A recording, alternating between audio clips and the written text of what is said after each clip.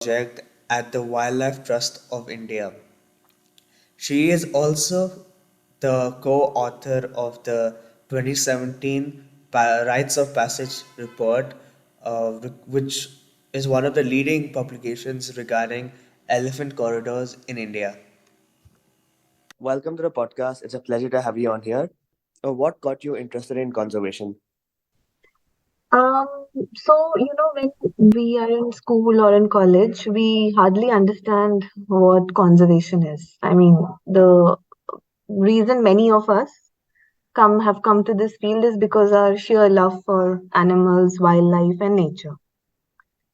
And it was the same with me. I always was fascinated with wildlife sciences, animal ecology when we were studying, and didn't really understand the bigger, complicated idea of conservation that time. So, yeah, the reason why I came to this field also is precisely because I wanted to do something with animals and, get an opportunity to travel to wilderness where not many people have the privilege to do. So I started with that interest, and over the course of time, I understood that conservation is much more complicated than we think it is because it's a subject where the species we are dealing with is continuously evolving with the changing contexts or the threats which are affecting them on a daily basis.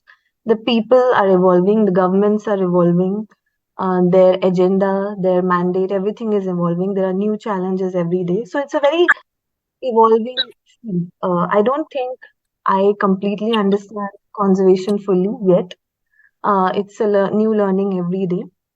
But yeah, and specifically, if I would talk about elephants, which I have been working on for quite some time, almost a decade now.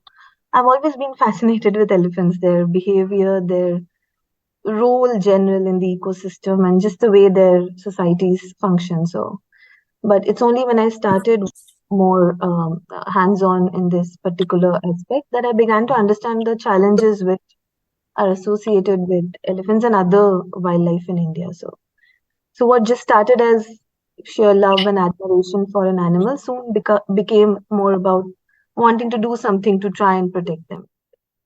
You were the co-author of the Rites of Passage report published in 2017 by the Wildlife Trust of India. What was this report about and how did it come into being? So, when this whole project, the Rite of Passage project in WTI began, it was in the early 2000s. At that time, there were hardly any information or knowledge about what corridors are. Now, everyone talks about wildlife corridors, but back then, it was a very new thing for people. Many people didn't really understand what corridors are, why they are important.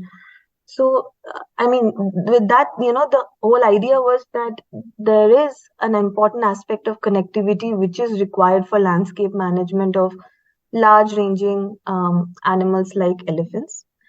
So, with that thought, we actually embarked on that project. We collaborated with the Project Elephant wing of the ministry, where they had identified around 88 elephant corridors across the country. They had a list already.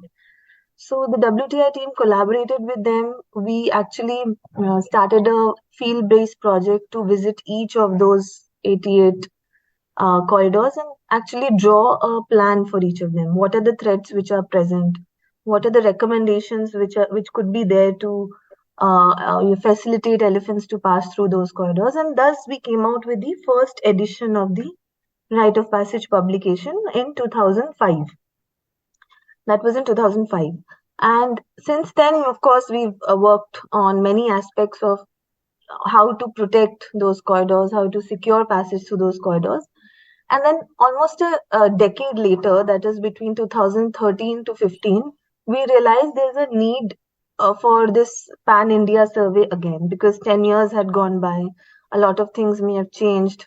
We wanted to know what's the situation 10 years later. So that's when the survey for this 2017 report began between 2013 to 15, where Each of those previously identified corridors were revisited, of course, and there were some new areas also where there were potential corridors being suggested. So our team went to those areas also, and this had a whole team of researchers, government officials, forest department officials, and we partnered with some local NGOs also.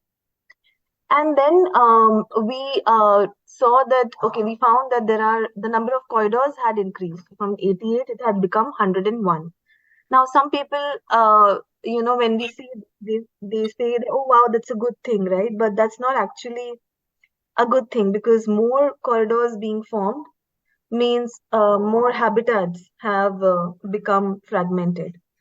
So that means more fragmented habitats. So there have to be more and more smaller passages connecting what was once a larger habitat. And that's when this whole survey culminated into this publication in 2017, where we found out 101 corridors. But the one of the most shocking revelation was of the 88 previously identified, 7 of them had gotten completely impaired. That means it was no longer being used by elephants. So there was some industrial development or some linear infrastructure issues or some other hindrance which had come, those 7 corridors which had completely blocked passage of elephants. So and with much better technology and more idea, we had a more evolved and comprehensive recommendation plan also in the 2017 publication. We are also in the process of now revisiting some of these corridors because 6 years have again passed by since then. And we hope to come out with an updated edition soon. Yeah. So why is you mentioned habitat fragmentation? So what exactly is habitat fragmentation and how is it different from habitat loss? And why is it a problem for megafauna like elephants and tigers? Well, as we all know, the population we have in our country has grown exponentially in the past several decades. So people's demands for resources have also increased. People have been whether um, what do I say, intentionally or unintentionally, have been pushing wildlife into smaller and smaller pockets. Now, at the essence, this demand which people have, this means more requirement for land for agriculture, for linear infrastructure like highways, railways, dams, mines, housing. And this demand has now further led to degradation and fragmentation of the forest cover, especially in the habitats of these elephants. And also, in the past also, wherever the habitats of humans and elephants have overlapped, they have clashed over space and resources. But the biggest challenge now is the economic growth. And the conflict is also at an all-time high. We still have a lot of tolerance in India as with respect to the human-wildlife conflict, but still that's kind of fraying now. And seemingly harmless activities like collecting firewood or grazing cattle in forests, they take a slow but serious toll, And many of these communities, still depend on these elephant habitats for their livelihood. And on the contrary, large areas of habitats are also being settled in contravention of government land use and development plans, with sometimes encouragement of political vested interests. So everywhere elephants are progressively being forced to come into closer and closer contact with humans. Now, be it for elephants or tigers, especially in case of elephants, they need vast areas to roam to sustain themselves. They need more food, they need more resources, they need more water with changing seasons. So, if the forest habitats are degraded, then an elephant herd has to move farther to search for food and water. So, yeah, I mean, this is something which is very crucial because elephants are not able to move between these larger habitats which these corridors facilitate, then that would mean a kind of devastating effect on their overall survival and well-being. And the same is for tigers. So, why should we care about what happens to elephants and their rites of passage? So, rite of passage is, of course, important because, as I said, they have to keep moving. The whole concept of corridors, not just for elephants but for any wildlife, is that essentially wildlife corridors are, crucial habitat linkages which link to bigger habitats. So, they have to keep moving to sustain themselves. And why we should care about elephants is because they are a very important species in our ecosystem. As we all know, what keystone species are. Elephants are one of the keystone species, and their behavior, just the way they are, the way their society functions, is immensely important to the environment. We call them landscape engineers, landscape architects, because they create forests. When they move, their herds move through the forest. They create clearings, which are actually passages for other wildlife also. Many of the elephant corridors we have identified are tiger corridors, as well as provide passages for other wildlife as well. And this clearings they also allow regeneration of certain plant species, which is very important for prey species, the other herbivorous animals. They're excellent seed dispersers. Wherever they defecate, the plants, fruits, and seeds they eat. Wherever they defecate, this helps the seeds to get dispersed from one place to another, which of course benefits the overall biodiversity. And they are able to locate water availability sometimes because they have these tusks. They are able to access water by digging holes, which may benefit other wildlife, especially in times of a water crisis. So yeah, I mean, in they create jungles, so they are quite crucial piece of this ecosystem which we cannot avoid. And of course, they are revered also as the Hindu god Ganesha. So there is ecological importance, there is cultural importance, there is the political inclination should be there because, as I said, it's not just the matter of wildlife conservation here. It's a big issue, the human elephant conflict, which is there. So it's important from all angles, I feel. How exactly do you identify a wildlife and elephant corridor? So, like I said before, there are earlier, when the forests used to be contiguous, then because of certain reasons of agriculture expansion or anthropogenic factors, some of these habitats are now joined by certain narrow forest patches, which were earlier connected. Um, but so these patches which are still there, these are actually the wildlife corridor, the conduits. But sometimes there's a misconception, especially when it comes to elephant corridors, are that any route elephants take is a corridor, which is not, which is what we try and explain in any of our discussions with the different kinds of stakeholders we do, is that a corridor has to lead from habitat A to habitat B. It cannot lead from, say, A to nowhere or nowhere to nowhere. So corridors have to connect to larger viable habitats through which the wildlife they have to keep moving. And there are, of course, there are many routes, like I was telling you, which are not corridors. So it's very important to understand what is a corridor and what is not a corridor, especially in today's conservation scenario. And like I was telling you, elephants, they are nomadic. They have to keep moving. Now, they've been moving across these passages. When they have to get out of one habitat and move to another habitat, they have to use these smaller passages that connect these habitats. And that's what we call the elephant corridors. And they're crucial. Sorry, just to answer your another question. Why they're crucial is because then elephants have to keep moving so that there is no inbreeding depression, so that there is a continuous gene flow which happens between populations.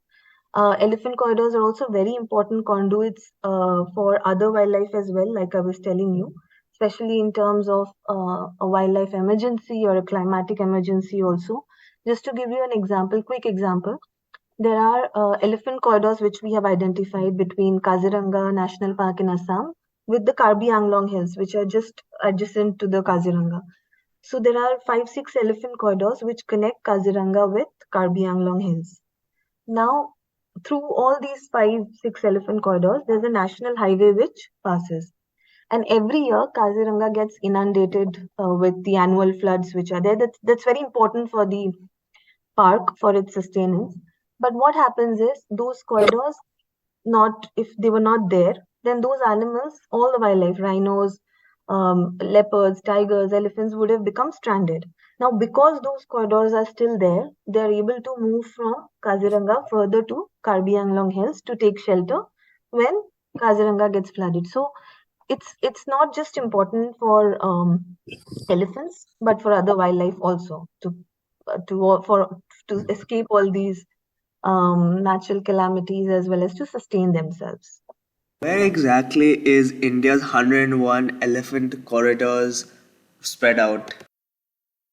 So the identification which we did as per the rite of passage, these 101 elephant corridors are across 11 states of the country, with the highest number of corridors being in southern India, 28 of them, in Kerala, Karnataka, Tamil Nadu, followed by 25 in central India, that is Chhattisgarh, Jharkhand, Odisha, 23 in northeast India, Meghalaya, Assam, and Arunachal Pradesh, 14 of them in northwestern Bengal, and 11 in Uttarakhand, and one interstate between UP and Uttarakhand. But this is from the 2017 publication. I'm saying as I said, the landscapes are evolving, and we are also continuously revisiting these corridors again, and also we have started surveying or finding out more information about potential patches which could be corridors in the future also. So this number may increase in the future, and we may have more states actually. For example, in Madhya Pradesh, elephants have started coming since 2018. So there may be new corridors which have formed between Madhya Pradesh and Chhattisgarh also.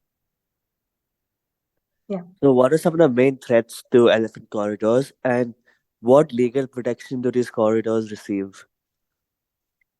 So, see, when we talk about elephant corridors, especially when we say rite of passage to elephants, the word itself says that there is a threat to the rite of passage of elephants. Now, these threats are of different kinds.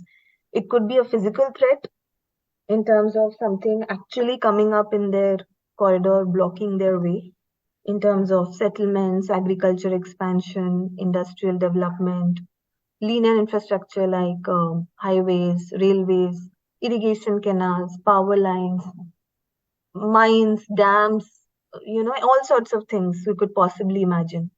And the second kind of threats to its passage is the perception of people. So when elephants try to move from point A to point B, what are the kind of reactions or retaliation people have towards them is also their threat, right? So when we talk about a healthy corridor is something which is both structurally as well as functionally connective. So there are, of course, structural connectivity means that there is enough forest cover, there is connectivity between two habitats. Functional is if at all these wildlife are able to use that, which is what the second point which I mentioned also affects that a lot. And elephant corridors, as of now, are not legally protected because there are no specific legal protection given to elephant corridors in the country yet, just as an entity, that is. But there are places where they have been brought under certain other regulations, like be it the Environment Protection Act, some aspects of it, or Forest Conservation Act, but they're not legally protected as an entity in themselves. And precisely why a lot of these threats, are able to expand in those elephant corridors. So, and it's not that protection has not reached these corridors. There are a lot of complications also. As I was telling you, there are towns and cities and large villages. So it's very complicated to manage this mosaic landscape, which is why sometimes when without choosing one species over another, very complicated conserving elephants than it's, or rather different than conserving any other species, because and yeah, it's some of them have been brought under regulations, but in itself the elephant corridors don't have much of a legal connotation right now. And same with elephant reserves. I mean, these are all mix of, there are protected areas, national parks, and human used areas. So it's kind of complicated, but of course there are other ways which probably we could also. I probably must have read in our rite of passage. About the rite of passage project also, which we are using to protect elephants and their rite of passage. Talk about the four different approaches which WTI uses to secure and protect elephant corridors around India. So, when as I was telling you in 2005, when we published the first edition of Rite of Passage, we actually kind of thought that, okay, just identifying and recommending what needs to be done for these corridors was not enough. We had to come up with approaches and implement approaches, or show models which could actually be used for securing safe passages for elephants in the country. Now, when we talk about securing corridors, it's not necessarily giving them a legal protection. So legal protection, of course, is something which is going on for many years, the contemplation of it, the planning for it. But as I was telling you earlier, this is quite a complicated process. So we kind of brainstormed as to what kind of approaches could be there to protect these corridors, or defense passage through these corridors. Um, so yeah, we have developed around four approaches. Now, the first one is the private purchase model, where we have actually worked with we've actually shown some very good examples of how this can be done in certain parts, which I'll come to later, a bit later. So this model actually entails a kind of working relationship with the governments which we are working with, and wherever there are crucial land parcels within a corridor which could be purchased, there we have purchased these crucial lands, and we have also facilitated voluntary relocation in some places as one of the approaches, just to free up that crucial patch of land for elephants, and also give a better try and give a better life to the people who were living within that corridor and facing conflict on a daily basis. Um, so that's one of the model, the private purchase model, where we have purchased a crucial piece of land and given it to the forest department later, so that they can include it as part of a protected area. So not necessarily declare an elephant corridor under any legal ambit, but use that patch of land to include it in a nearby wildlife sanctuary or a national park. The second model is your government acquisition model, where it's the same thing of purchasing crucial parcels of land within a corridor. But here, as the organization WTI, we assist the forest department by mediating between the authorities and locals settled in the corridor. So we just provide soft assistance or technical assistance to the government, while the acquisition process is completely done by the government. The third approach is something we have successfully implemented in northeast part of India, is the community securement model, where we are working with a couple of indigenous tribes, and we are actually those have also been quite long-term projects, especially the one in Meghalaya, over 20 years now. So we are working with the communities to motivate them to set aside land, because there's no purchase involved. Nobody from outside can come and purchase land, because the land belongs to the community as a whole. So we work with them. We establish a benefit sharing, bilateral benefit sharing model with them, where they agree to set aside some land to ensure safe passage for wildlife, and in return we kind of provide them some support towards their livelihoods, or for their lifestyle enhancement or capacity building. So it's a fully community based protection model. And the fourth approach is something, so all these three approaches which I talked about actually had an aspect of setting aside land, whether through land purchase or through motivating the community to keep aside some land. Now, the fourth approach is the public securement model. This is something which we've been focusing on quite intensively in the last 4 or 5 years, is where you mobilize public and political will to secure safe passage of elephants through these corridors. So there are policy interventions which we are focusing on, public campaigns, establishing conservation networks, and spot intervention. So this doesn't involve setting aside land necessarily, but to mobilize will of people to, because ultimately this whole project is about taking the cause to the people, as we say, taking Gaja to the Praja. So both have to be looked at together.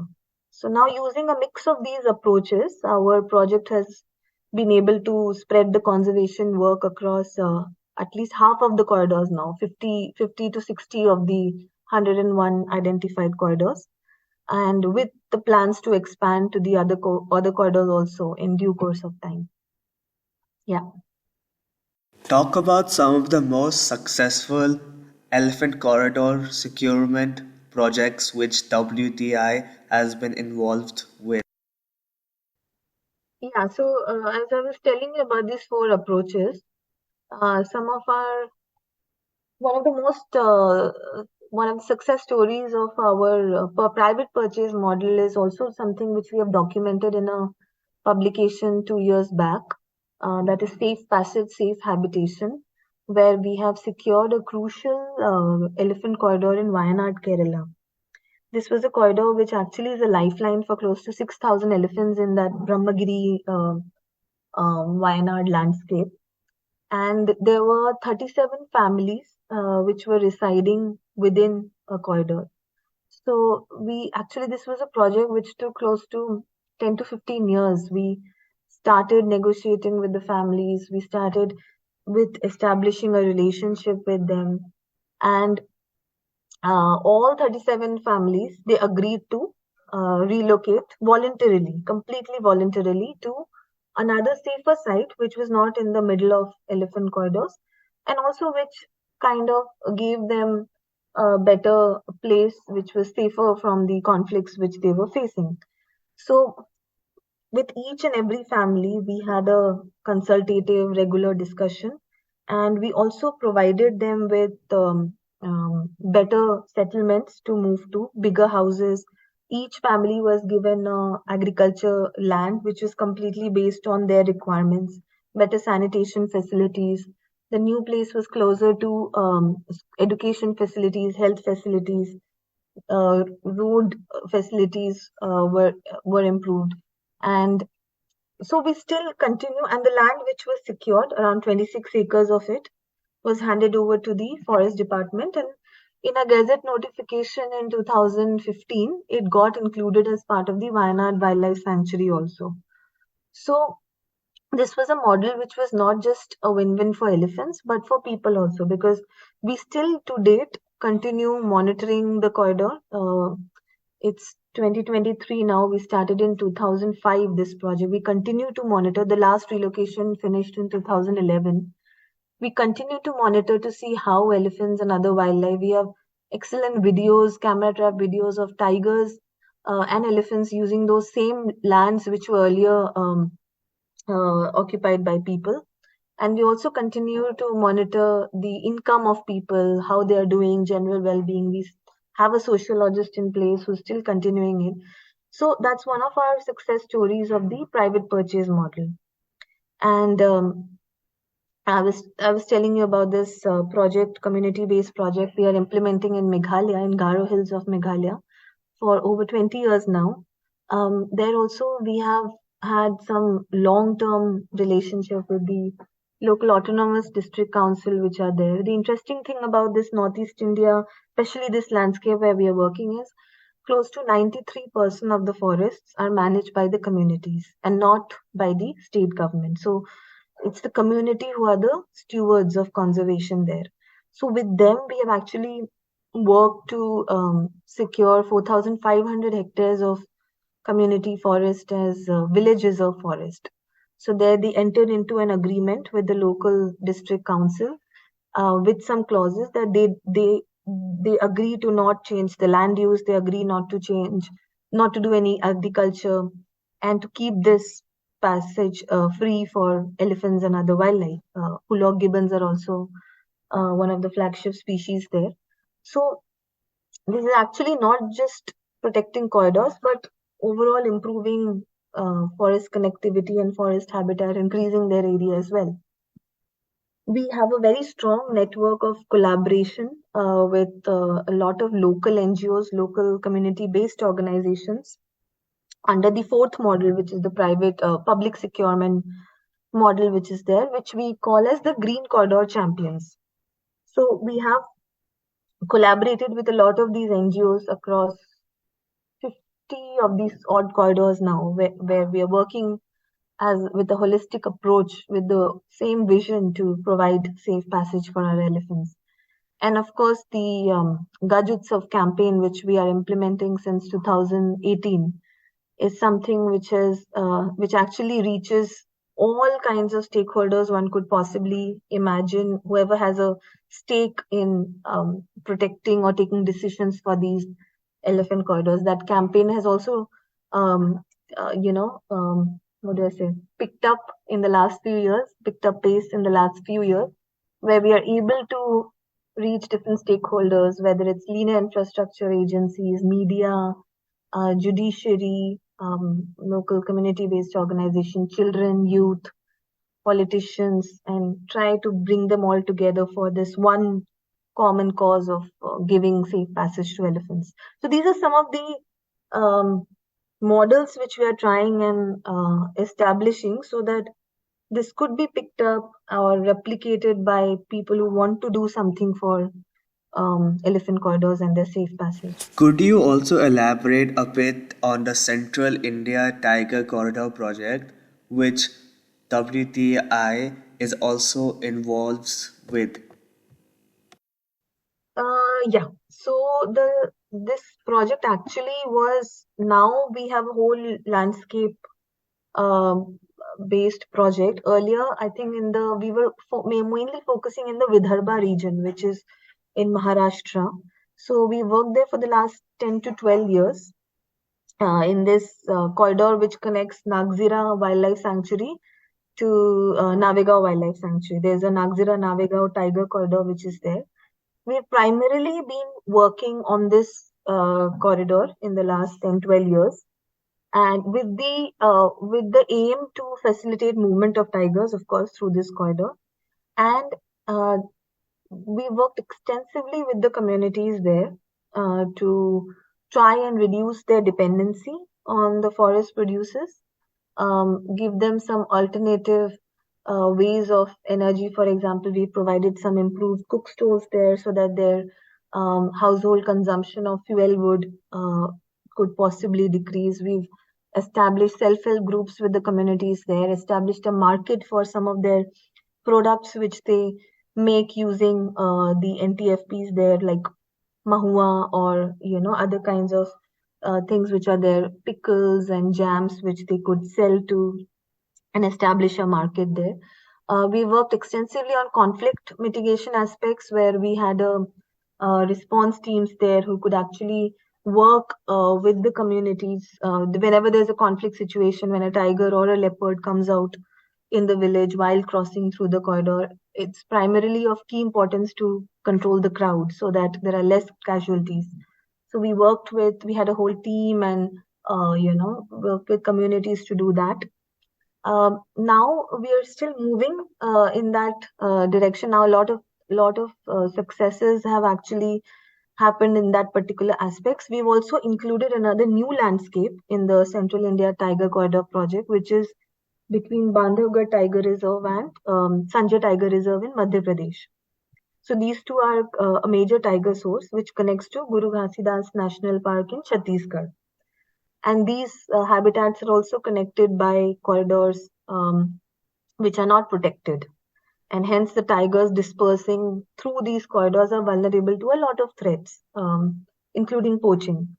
So protection of these dispersing tigers, both across the Naxira Naviga corridor and the Bandhavgarh and Sanjay Dubri corridor in MP, and the other one in Maharashtra, has been the main aim of these projects. And the idea is to try and enhance connectivity through improved management by forest department. Try and work with the department to integrate some of the conservation recommendations specific to these corridors in their plans, mobilize support from the community, empower them to partake in participatory actions to reduce forest dependency, or have a setup where they can actually be primary responders to any conflict situation, and to prevent casualties. Because now in Madhya Pradesh, where we are working, Bandhavgarh, Sanjay Dubri landscape, they are not just tigers. The elephants are also there. So we are also empowering, training these people on how they can be the conservation stewards at their own level, and also working with the forest department, to see if there could be better enforcement actions to deal with wildlife crime matters, especially with regard to tiger conservation. So that's just the project in a nutshell. So, how can individuals contribute to the work being done by WTI on elephant corridors? So there are actually, as I was telling you, this is a project which is uh, which anyone can contribute to, because just the fact that elephant corridors have so many stakeholders, so many people who may have a stake in this to play. So whenever we, since we engage with a lot of different kinds of stakeholders, um, there are many things which each one of them can do at their own end. For example, if you are a celebrity or a public figure, you could probably spread a message to your followers, people who you can influence, talk about this whole concept of elephant corridors, and um, make people aware of why it's important. If you are somebody from an NGO or a community-based organization, we'll be happy to partner with you under our Green Corridor Champion initiative. If you're located in any of the elephant corridor landscapes, we'll be happy to partner with your NGO and work together to protect a particular corridor. If you're from a government agency or any department or institution, university, you could, if you have the power, you could actually, if you're a decision maker, you could actually help work with us to remove some hindrance to the elephants, or prepare a mitigation plan for a particular corridor, host conservation solution forums, especially for universities. They can actually host conservation solution forums where we can try and bring together these different stakeholders who otherwise don't, a lot of these different agencies may not discuss with each other on a regular basis, as is important, but we can do that to bring all of them together and have a joint dialogue on how we can protect and secure these corridors. And if you're an artist, we actually involve a lot of artists in our project. You could create elephant art pieces for us. We make these life-sized elephant art pieces using different kinds of materials, either fiberglass or any other bamboo or any other natural products which are there, which may showcase the cultural heritage of the state you belong to. We'll be happy to, work with you to create these art pieces and install them at prominent pieces with the message of secure, safe passage for elephants. And if you're a policymaker, then you could definitely try and include elephant conservation in your manifesto, or give a speech or a particular statement which may help elephant conservation, or organize technical awareness workshops in your sessions. Media, of course, plays a very big role. If you're from the media, you can try and host a workshop to sensitize members of the media fraternity, because many times the image of elephants in the media is not very positive. The blame is put on the elephants if you see a lot of these headlines. So media can actually influence a lot and can do a lot, especially in these particular scenario. What else? If you're a donor, if you're from any corporates, then of course help support our project through your CSR initiatives. And if you are a student, of course, if you're a teacher of a school or a student, then you can definitely host sessions, celebrate Elephant Day in your schools where you can take a theme of rite of passage for elephants and do things. We have many resource material available on our website, which is downloadable for free. So you can use those particular packages to create some awareness programs in your respective schools and colleges. What have been some of the most prominent challenges you have faced both as part of this project and in your personal conservation career?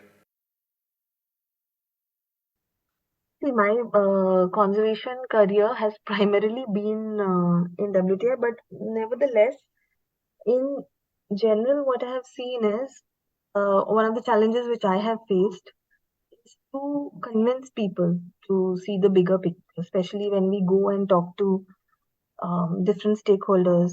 It takes a lot of time sometimes to convince communities, like I was telling you, especially in land projects.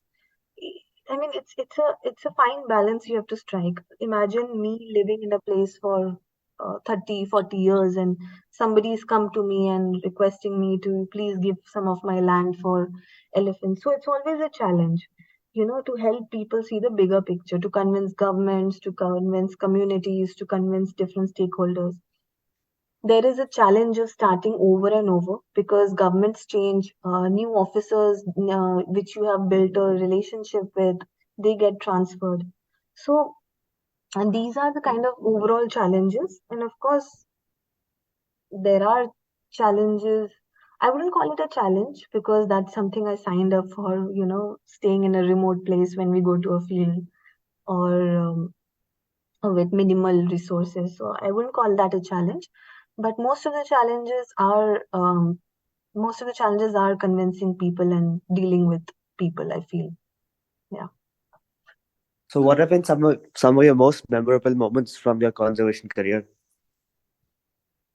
One of the most memorable, of course, is when I was starting out. I started out with a project before I joined WTI. Actually, I started out with a project in Kabini in Nagarhole National Park, where I was a research assistant in with Dr. TNC Vidya's lab. So we used to go to this field every day for 12 hours and just watch elephants. Just watch elephants, note down their behavior, and I think that was, I have a lot of memorable moments. I can't just pinpoint one of that. So that was one memorable moment, those just that time spent in field where just observing elephants and noting them down, watching everything. That's how I actually learned about how they behave, how their societies function because of those observations. I'm very happy when I get to interact with different communities.